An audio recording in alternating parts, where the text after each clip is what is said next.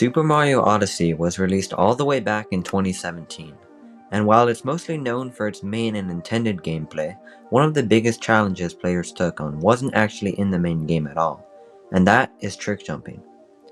This is essentially just using Mario's movement set to get from one spot to another, but it can get really complicated. Today we're going to take a look at the history of Mario Odyssey trick jumping, where it started, how it's evolved, and insane jumps people are pulling off today. SMO trick jumping started out with probably the most popular jump of all, also known as Metro Impossible.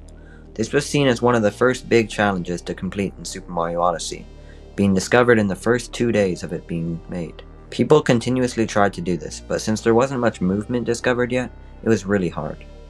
Eventually though, a player by the name of Gold Pop-Tart did it, and it became the first ever trick jump. DGR went on to make a few other impossible jumps, which would later be added to the main list, like Dark Side Impossible. He made a bunch of these all before the trick jumping server was made, on 7/20/2018. The SMO trick jumping server marked the start of the actual community, and it grew pretty quickly. Snowdram was one of the next jumps to be made, and it was first done by TM Joe.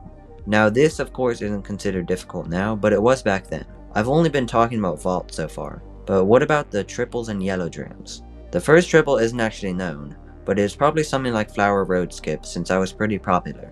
The first yellow dram was Cherry Roof though, and it is considered to be the easiest of them as well. Progressing through the years, people got a lot better at trick jumping, and eventually made jumps like Sky Hedge and Airborne Assault, which were both elites.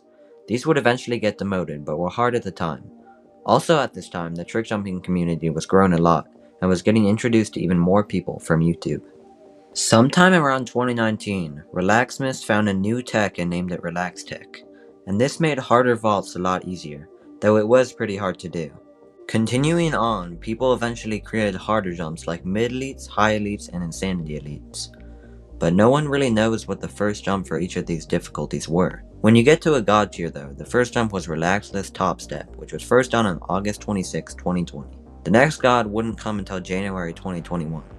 This was also when I started trick jumping, but I hadn't started YouTube just yet. As trick jumping continued to grow, more people came to the scene, and harder jumps were getting proven. For example, in 2023, Ian Storm 7 proved the hardest jump in the game, True Lunge Gap Full Landing.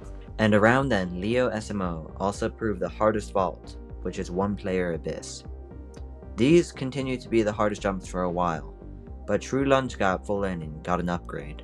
Another tech that was created not too long ago was Moonwalk, made by Zivler, and with this new tech, and a lot of time, Julius proved Moonwalk True Lunge Gap Full Landing, which to this day is still the hardest jump. And that pretty much sums up the entire history of SMO trick jumping. And if you like this video, please subscribe because this took a really long time to make.